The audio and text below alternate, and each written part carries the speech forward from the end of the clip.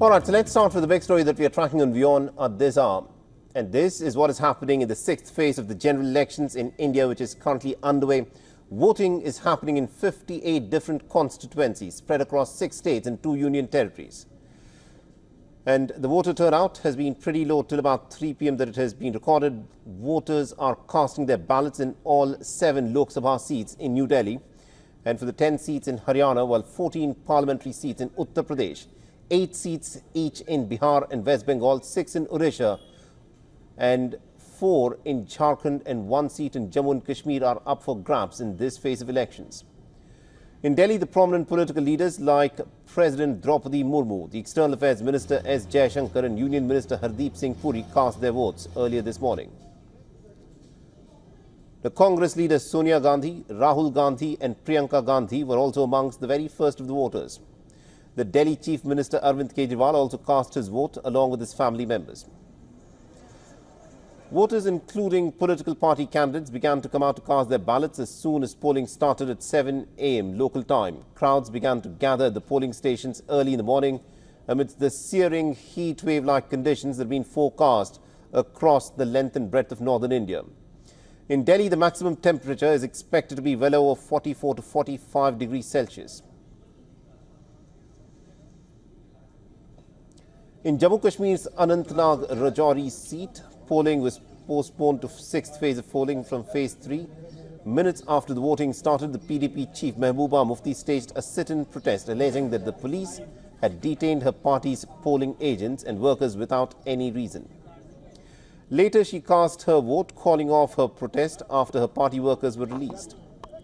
The former chief minister Mehbooba Mufti is contesting from Anantnag Rajouri seat.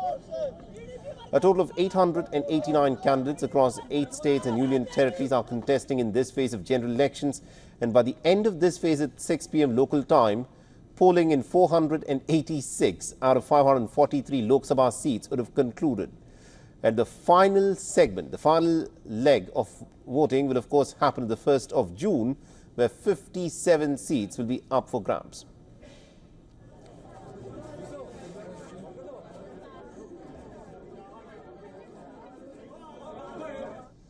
And WION's correspondent Dharamjot Kaur has been tracking the story pretty closely from the national capital, New Delhi. Listen to what she has to say.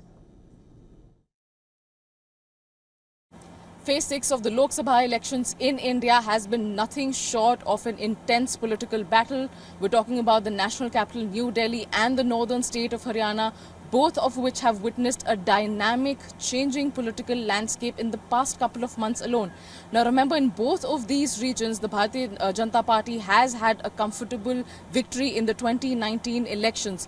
But a lot has changed ever since. In the past 2 months, we saw Delhi sitting Chief Minister Arvind Kejriwal being taken into custody by the Enforcement Directorate, only to later be released by the Supreme Court to campaign for the elections amid growing accusations of his involvement in an alleged liquor policy scam. Will that be a sticking point for Delhi's voters, or is that something that the Aam Aadmi Party can flip the narrative and convert to their benefit? On the other hand, we have the agrarian state of Haryana that has for some time now been seeing issues simmering which have now come to the fore.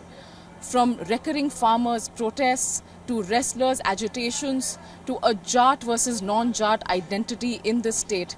It needs to be seen which of these factors will be on the voters' minds as they cast their ballot today.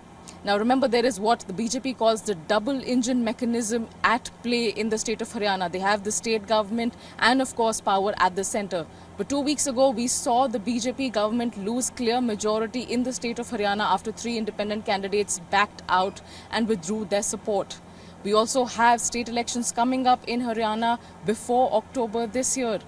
Can all of these factors play spoil sport for the BJP, and will the opposition alliance be able to capitalize on the issues that have been simmering for years now?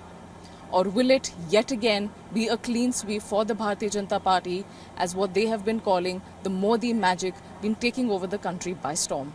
For all the latest news, download the WION app and subscribe to our YouTube channel.